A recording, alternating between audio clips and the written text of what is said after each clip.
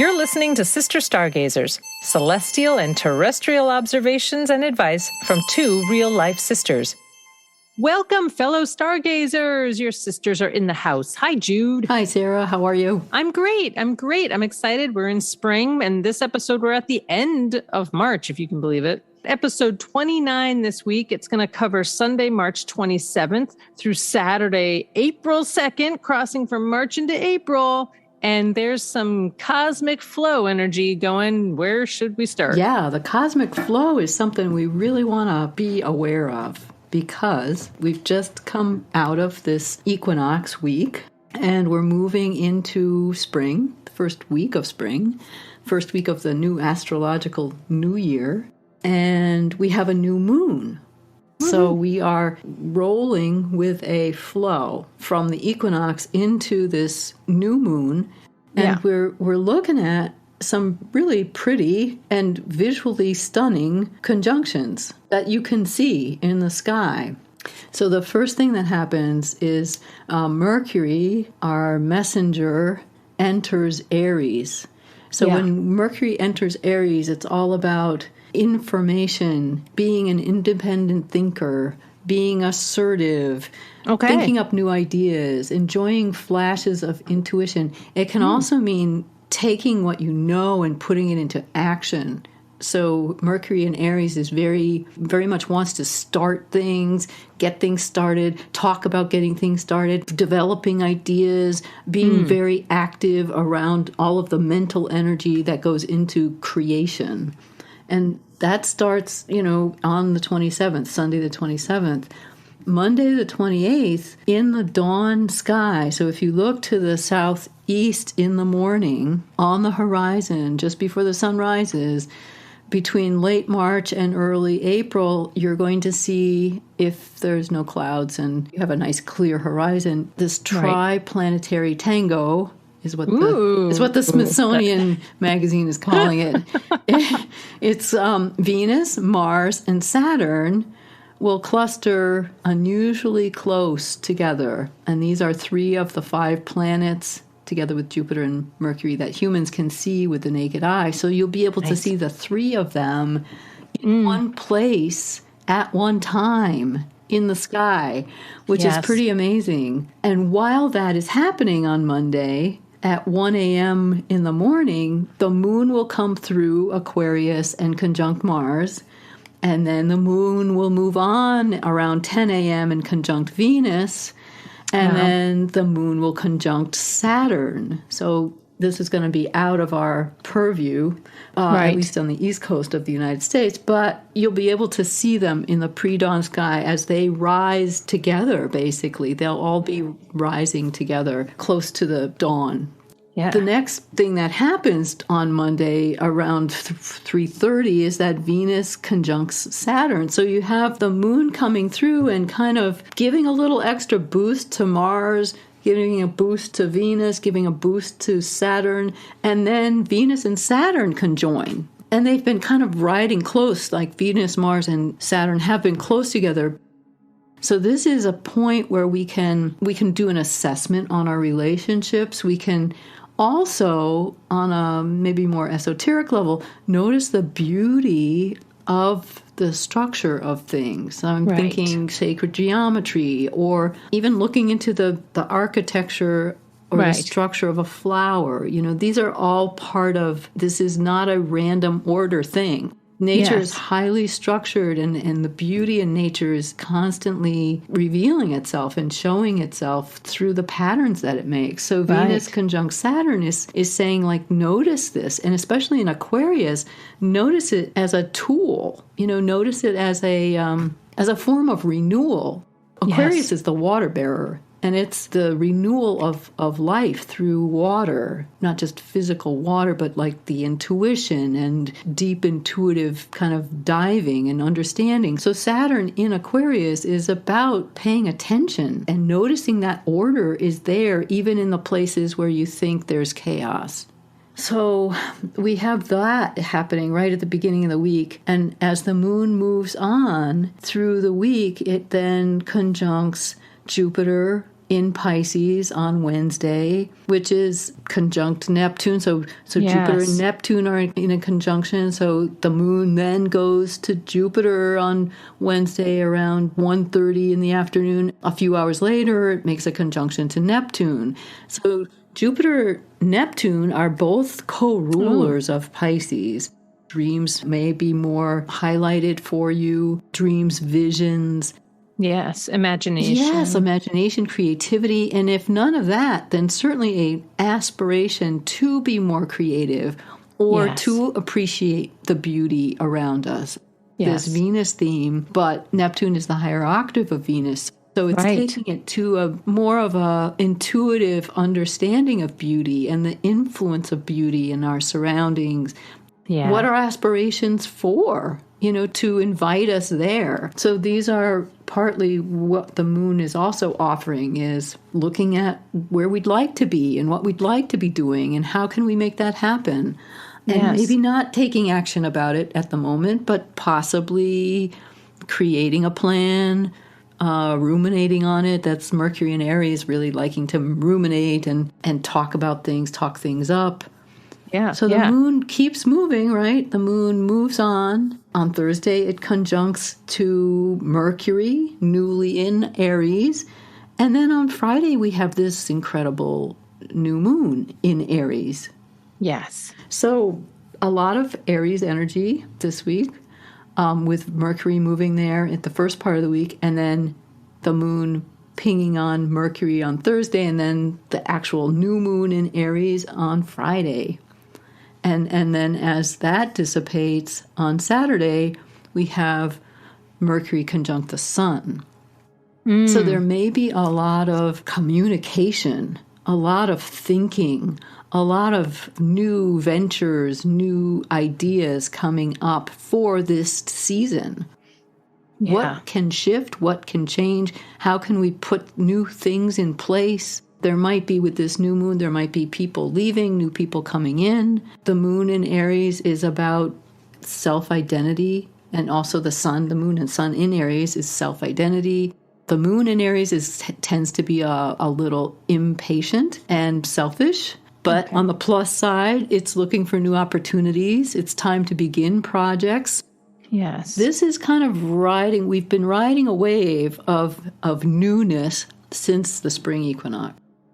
There was one other aspect to this new moon, and that was that Chiron is going to be present around the new moon conjunction, which has to do with more healing. Yes, so the sun and moon is at 11 degrees Aries and some minutes, and then right ahead of them is Chiron at 12 degrees. So at the time of this new moon, we have the new moon in orb of conjuncting Chiron, which is about, it kind of lives outside of the norm. It pushes boundaries a bit. It's also the healer. In Aries, it's about healing yourself or understanding the wounds. In Aries, more psychological rather than physical wounds that keep you in a certain place, that keep you blocked from your ability either to communicate or get your ideas across, or fears that things can hurt you, or perhaps you felt cut off from how to respond in a certain way. Aries is the self, it's the individual, it's the form of individuation. And Chiron in Aries is about understanding the wounds to the self, the hurts that have been imposed on the self, and creating or making the life quest a quest of wholeness, of individuation. So there's a lot there with Chiron in Aries. Yes. And I pulled a card today from the deck called The Arcana of Astrology by Claire Goodchild, which I pulled once before. And actually the card that came up was Hygeia, which is an asteroid goddess. Yes, of health and healing.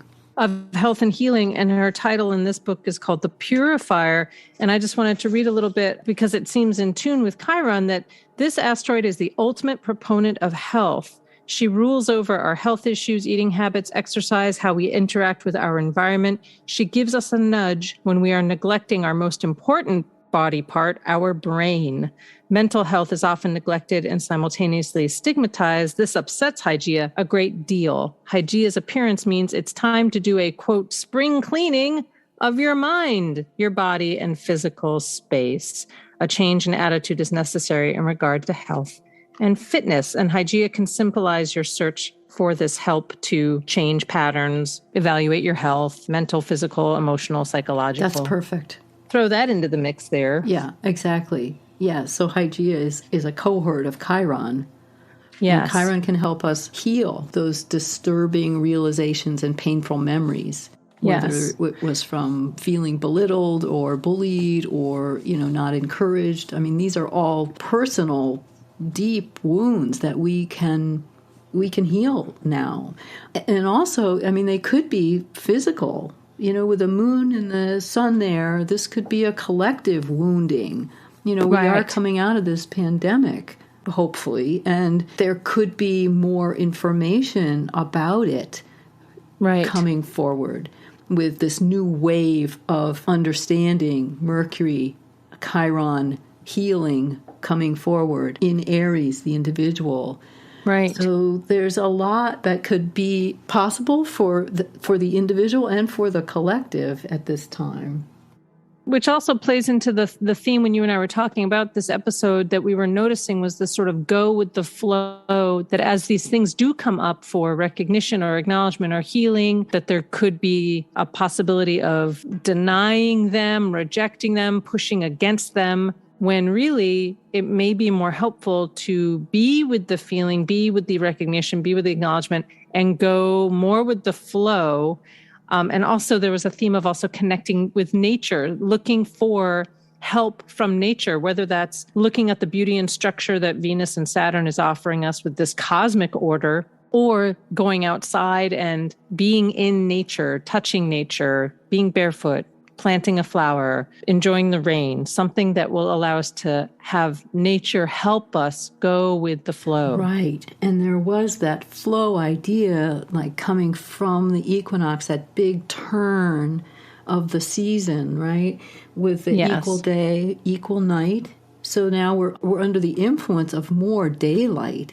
Yes. So there's more flow of light coming to at least the northern hemisphere at this time. But the other curious symbol that we spoke about when we were just talking backstage was this idea of the Aries, 12 degrees Aries, which is the point of the moon and the sun conjunction. Yeah. The Sabian symbol for this 12 degrees Aries. That's also where Chiron is, right? Yes. So the Sabian symbol is a triangularly shaped flight of wild geese. So that kind of idea of the flow that they're creating with their flight pattern, and I think I talked about this a few weeks ago. Yes, we did. That idea of drafting, that they switch off, they change places so that the bird at the point or 2 or 3 back doesn't have to take all of the resistance, that they trade off, that they help one another, that they go with the flow. And I think that this is really important for us now in this time, because we could catch the draft of this flow of energy that is coming into this new moon. So we're turning the season. We are releasing in these 2 weeks between the season changing, moving forward, spring cleaning, renewal of good habits, releasing of old habits. It's just the same idea with this new moon. The balsamic moon phase is of this week that we're talking about. Yes. When you mentioned the goose, I was thinking about the medicine card deck, and you were mentioning that the goose in Hindu tradition is Hamsa. So I looked up that. That actually refers to the swan, that in Hindu tradition, it could be the white goose, which is also called the swan. And it was very interesting. There's a beautiful story here in the medicine card deck that talks about what the white swan signifies. Should I read a little bit? Absolutely. I can paraphrase a little bit, but it basically starts that the little swan, as a duckling, is sort of looking towards the future. She wants to know what's ahead of the future, and she's resting in the pond. She wants to get towards dream time, is what this story says. But she's by herself, and she's never gone into the dream time alone. she sees this swirling black hole up above the sacred mountain, and the dragonfly comes by and she asks, hey, what is this swirling black hole? And the dragonfly tells the swan that he has sort of cast this illusion of the black hole, but the swan is drawn to go into it. And he says the way you go into the black hole is to accept whatever the future holds as it is presented without trying to change Great Spirit's plan. So the swan, it says, the swan looked at her ugly little duckling body and then answered, I will be happy to abide by Great Spirit's plan. I won't fight the currents of the black hole. I will surrender to the flow of the spiral and trust what I am shown. Dragonfly was very happy with Swan's answer and began to spin the magic to break the pond's illusion. Suddenly, Swan was engulfed by a whirlpool in the center of the pond. She appeared many days later, but now she was graceful and white and long-necked.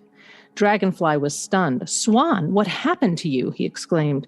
Swan smiled and said, Dragonfly, I learned to surrender my body to the power of the Great Spirit and was taken where the future lives. I saw many wonders on Sacred Mountain, and because of my faith and my acceptance, I have been changed. I have learned to accept the state of grace. Then it goes on to say that part of accepting the state of grace is also ushering in a time of altered states of awareness, development of your intuitive abilities, to accept what lies ahead, and that if you're resisting your self-transformation, to relax, and it will be easier if you go with the flow. The last thing I'll say is that sometimes this book gives lots of stories about these animals, but this one offers, if you're feeling stuck in the swan energy, is to notice your surroundings, to touch the earth, to focus on one reality, to enter dream time. And if you're feeling too preoccupied or too spacey in dreams, to do something that will ground you back to earth. That is awesome. I mean, that was a long story about Swan, but I don't think there are any accidents here. If the geese came up, and then we're talking about the state of grace, like giving over to the flow. It's also kind of touching that the swan looks at herself at the beginning of the story as kind of an ugly duckling, which to me speaks to the maybe Chiron healing, and then to go with the flow, to become, to transform, to self-transform into this swan. Absolutely. Yeah. We also noticed when we were looking at the Sabian symbols that just to riff off that, yes, to build on it a little bit, is that the Venus-Saturn conjunction is at 22 degrees Aquarius, which is the Sabian symbol of a rug is placed on the floor of a nursery to allow children to play in comfort and warmth. And Dane Rudyard goes on to interpret this. Man is never left without assistance when eagerly seeking to grow emotionally and spiritually, even if he does not consciously realize the intent and value of what sustains his self-development and cushions the shocks which life provides his growth and understanding. Still, the assistance is there. Yes. He may think, no one understands me. That's the swan, the little ugly duckling. But the understanding is there if he does not egotistically take for granted that life and society owe him everything. Owe him everything. Life and society owe him everything. That he's part of it all. Yes, he's part of it all. And that he belongs, he or she, and that you have work to do. Yes, and you will find your place. I mean, that is a little bit of the story of the ugly duckling, is that you will eventually find your place, your purpose, your being. This week is about going with the flow, maybe to not be resistant to the possibility of transformation. Right. And we're supported on a cosmic level. Absolutely. So have an awesome new moon and go out there in the morning and see Venus, Mars, and Saturn. Yeah. Because this is momentous. Yeah. It is. This is not something that happens every day. Venus, Mars, and Saturn together. Amazing. It's amazing. Well, Jude, thank you so much. That was a lot. Thanks, Sarah.